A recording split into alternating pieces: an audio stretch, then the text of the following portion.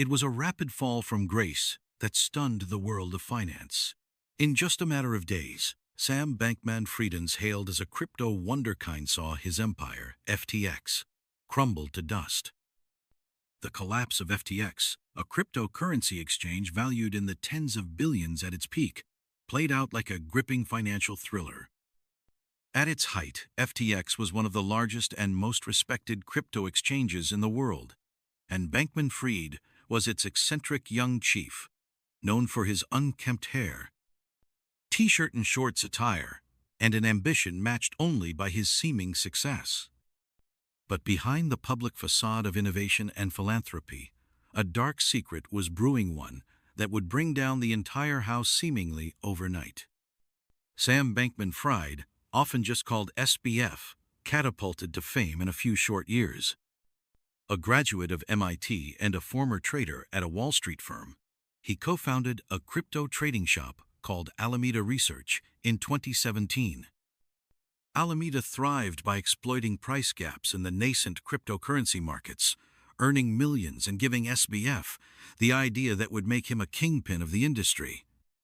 In 2019, seeking to build on Alameda's success and address what he saw as shortcomings in existing crypto exchanges, Bankman-Fried launched FTX.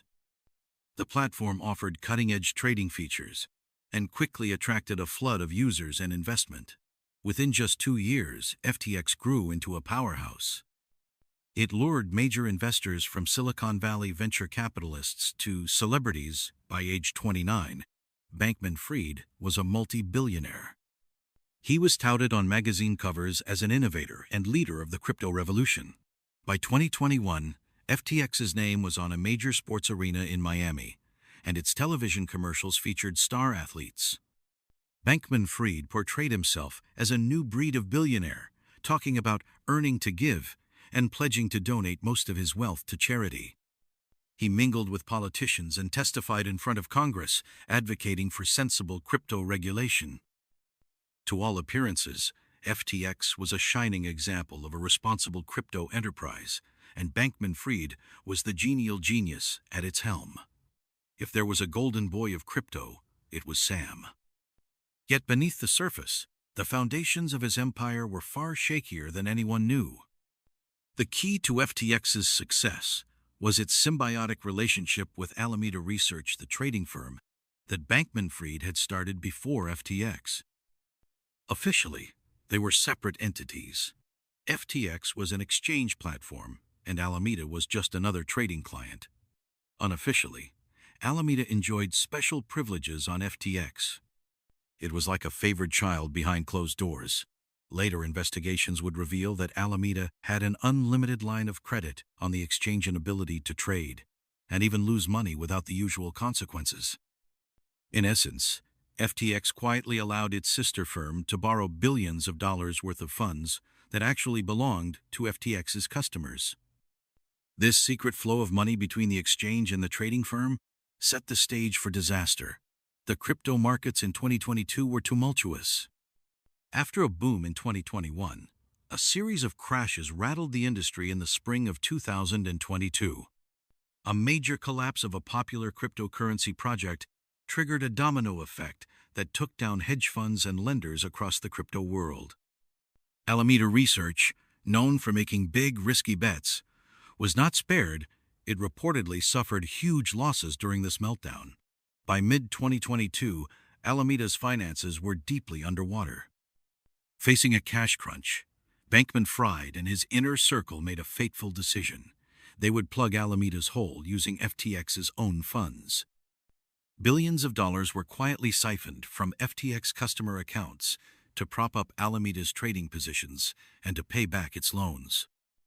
This was money that ordinary people and investors had deposited on the exchange for safekeeping or trading, and it was supposed to be untouchable by FTX's own operations. But now it was being used as a private piggy bank to bail out Alameda. It was a line that should never be crossed, a profound violation of trust and of FTX's own terms of service. But in that moment, Bankman-Fried and his lieutenants justified it as necessary to keep their empire from collapsing. They hoped they could fill the gap later, perhaps with future profits or new investors, and that no one would be the wiser. For a few more months, the charade held. Through the late summer and into the fall of 2022, outwardly, everything still looked normal at FTX. The crypto market overall was in a downturn, and some companies were struggling, but FTX appeared solid. In fact, Bankman-Fried was playing the role of industry savior. He extended lifelines to other crypto firms on the brink of failure, burnishing his image as a benevolent rescuer during the crisis. Little did anyone know that behind closed doors, FTX itself was deeply insolvent, living on borrowed time. Binance's agreement was subject to due diligence essentially. Binance would take a look at FTX's financial situation before committing to the bailout. That hope evaporated almost as quickly as it appeared. Less than 2 days later, Binance walked away from the deal. After examining FTX's books, Binance's team reportedly found problems too big to surmount, an enormous financial hole and evidence of mishandled funds. There were also indications that government investigations into FTX were imminent, making the prospect of a takeover even more fraught. Binance concluded that FTX was beyond saving by any quick acquisition. With the last lifeline gone, FTX was out of options. By the 9th of November, Bankman-Fried went silent on social media as the crisis hit its final stretch. Customers were left in limbo, unable to withdraw their money, and no savior was coming after all. The empire had run out of road. On the 11th of November, 2022, FTX, along with Alameda Research and scores of related entities, filed for Chapter 11 bankruptcy protection. Sam Bankman-Fried resigned as CEO that same day. The man who had been the face of FTX was now officially removed from control, and a veteran turnaround specialist, John J. Ray III, was appointed to oversee the wreckage. What emerged in the following days was even more shocking than anyone suspected.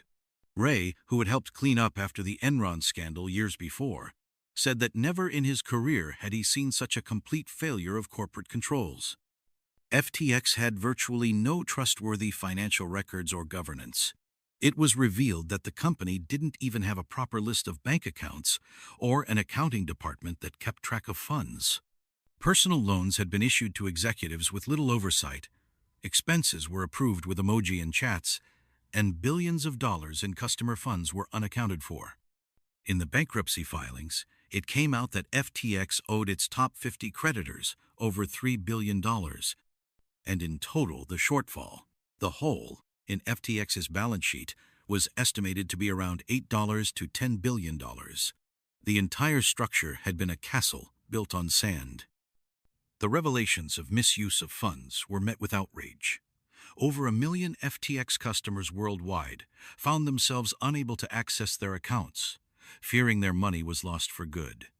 Companies that had done business with FTX or had loans with Alameda were themselves dragged into ruin, creating a contagion effect in the crypto sector. It was as if a pillar of the industry had suddenly disintegrated, sending shockwaves through markets. Bitcoin and other major cryptocurrencies plunged on the news, and trust in crypto institutions hit a new low. How could this have happened under the noses of auditors, investors, and regulators? It turned out that the core management team at FTX operated in secrecy. Bankman-Fried and a tight circle of confidants made all the key decisions, moving billions around with virtually no oversight or independent board scrutiny. FTX's collapse wasn't just a business failure. To many, it now looked like outright fraud. Given the magnitude of the disaster, law enforcement and regulators moved swiftly. The U.S. Justice Department and the Securities and Exchange Commission opened investigations that zeroed in on the possibility that FTX's collapse was not just due to mismanagement, but to intentional wrongdoing. Bankman-Fried, who remained in the Bahamas after the bankruptcy, soon found himself at the center of multiple legal probes. He surprisingly continued to give media interviews even as evidence of misconduct mounted, often deflecting blame or claiming ignorance. But apologies in the court of public opinion would not stave off the real courts. On the 12th of December, 2022, Bahamian authorities arrested Sam Bankman-Fried at the request of the United States government. Indictments in the U.S. charged him with multiple counts of fraud, conspiracy, money laundering, and even campaign finance violations, reflecting the broad scope of alleged wrongdoing. The crypto mogul, who just weeks earlier had been a free man chatting with journalists, was now denied bail and extradited to the U.S. in handcuffs, facing the possibility of a lifetime in prison if convicted. As the criminal case against Bankman-Fried unfolded, his former inner circle turned against him to save themselves. In a dramatic development, several of the top executives who had been closest to Sam struck plea deals with prosecutors. Caroline Ellison, the CEO of Alameda Research and once romantically involved with Sam, pleaded guilty to fraud charges and agreed to cooperate. Gary Wang, FTX's co-founder and chief technology officer, did the same. So did Nishad Singh, FTX's director of engineering. These were the people who had helped run FTX and Alameda and, by their own admissions, helped orchestrate the scheme. Now they became key witnesses for the government. By October 2022, unbeknownst to the public, FTX had a gigantic liability on its books. Alameda owed FTX an eye-popping sum on the order of $10 billion, which it had no capacity to repay anytime soon. The two firms' financial health had become one and the same. If ever there was a moment when too many FTX customers would ask for their money back at once, the truth would come out. FTX did not have the funds. Bankman-Fried and a handful of confidants were desperately hoping that moment would never arrive. In early November 2022, the dam burst. On the 2nd of November, a report by a crypto news site revealed leaked documents from Alameda Research's balance sheet, and the contents were alarming. The report showed that a huge portion of Alameda's $14 billion in assets was tied up in a cryptocurrency called FTT, a token that FTX had created itself. FTT was meant to act as a kind of loyalty token for the exchange, giving holders perks on FTX, but it was largely an in-house invention. According to the leaked balance sheet, Alameda had stockpiled billions of dollars worth of FTT tokens, along with other obscure assets, and had relatively little in stable cash or liquid assets. In essence, the trading firm's stability was built on a token that derived its value from confidence in FTX. This revelation immediately raised red flags across the industry. If Alameda's finances were so dependent on FTT's value, what would happen if that value dropped? And given Alameda's close ties to FTX, did this mean FTX itself might be on precarious footing? As these questions swirled, nervousness spread among FTX's users and investors. The leaked information suggested that the empire's foundation might be wobbling. Traders and large investors started to pull funds just to be safe.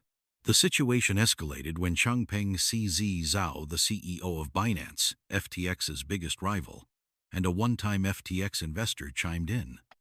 On the 6th of November, CZ announced publicly that Binance would liquidate its sizable holdings of FTT, citing the recent revelations and risk management principles. This was akin to a vote of no confidence in FTX coming from one of the most powerful figures in the crypto world. The impact was dramatic. The price of FTT plunged as investors and Alameda itself tried to sell, and fear gripped FTX's customer base. If Binance didn't trust the viability of FTX's token, why should anyone else? A full-blown panic ensued. Over the next 2 days, FTX faced the crypto equivalent of a bank run. Users rushed to withdraw their deposits from the exchange en masse. In a span of about 72 hours, an estimated $6 billion was requested for withdrawal by customers who no longer felt their money was safe with FTX. Under normal circumstances, an exchange could process these withdrawals. After all, it's the customer's money. But these were not normal circumstances.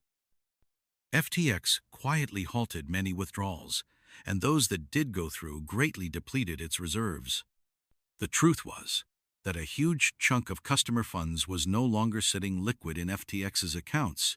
It was tied up in Alameda's gambles or other illiquid investments. Liquidity dried up almost overnight. By the 8th of November, FTX had to admit it could not meet the demand. It was as if depositors had stormed the bank, only to discover the vaults were half empty. Inside FTX, Bankman-Fried and his team scrambled to find a solution as their company hemorrhaged trust and money by the hour. During this chaos, Bankman-Fried attempted to calm the waters publicly, but his reassurances rang hollow. On the 7th of November, even as withdrawals were surging, he posted on Twitter that FTX is fine. Assets are fine.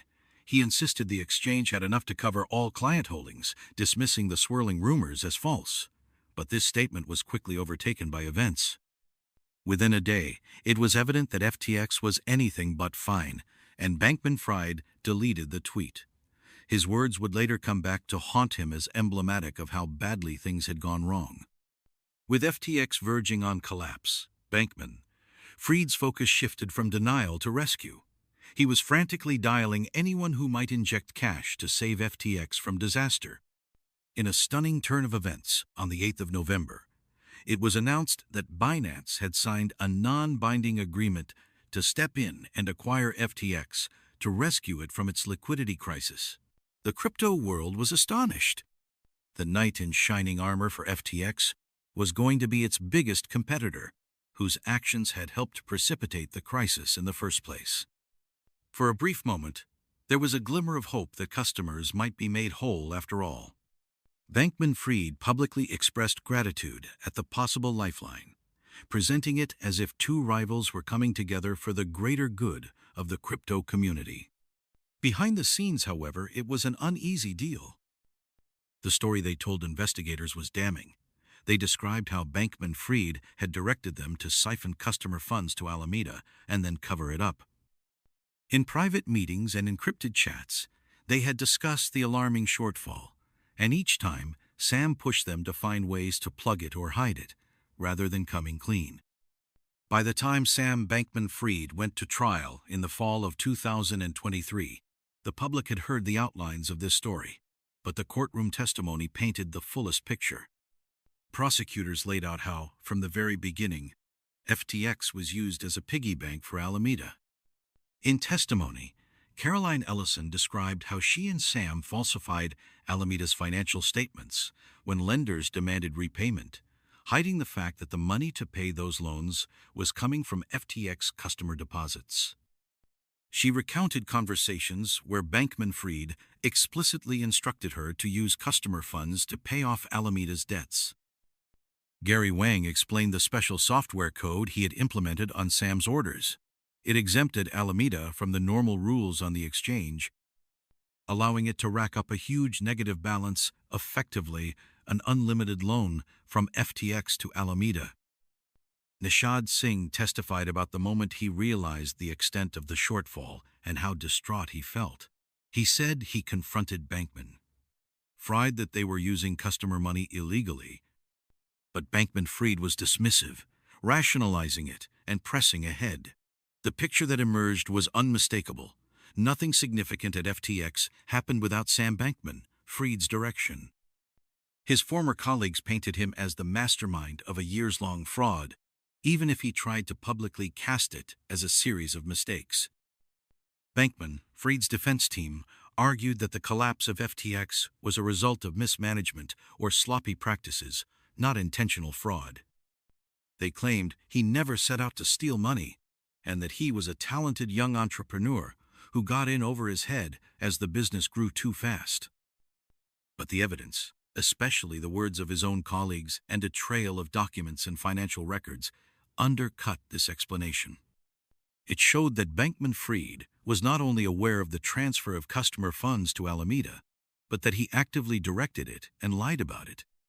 In late 2023, after a weeks-long trial, a jury found Sam Bankman-Fried guilty on every fraud and conspiracy count he faced. The verdict was swift and unanimous, reflecting how compelling the case against him had been. The man who had once been compared to finance titans ended the trial as a convicted felon, awaiting sentencing and likely facing decades behind bars. The rise and fall of FTX is a cautionary tale for the ages. It is a story of how one of the most trusted figures in a new financial frontier built a castle on a foundation of deceit. For a time, the illusion held and he soared, drawing in admiration, money, and power. But when the truth came to light, the collapse was sudden and spectacular, inflicting damage far and wide. Customers lost savings, employees lost jobs, investors lost fortunes, and trust in the entire crypto ecosystem was badly shaken. Sam Bankman-Fried's trajectory from celebrated innovator to disgraced defendant underscores a timeless lesson. No empire can stand forever if it's built on lies. In the end, what brought FTX down was not just a liquidity crunch or a bad bet, but the fundamental betrayal of the trust that so many had placed in its founder. The story of FTX's dramatic collapse will be remembered as a defining moment in cryptocurrency history, a modern parable of ambition, hubris, and the high cost of unchecked power.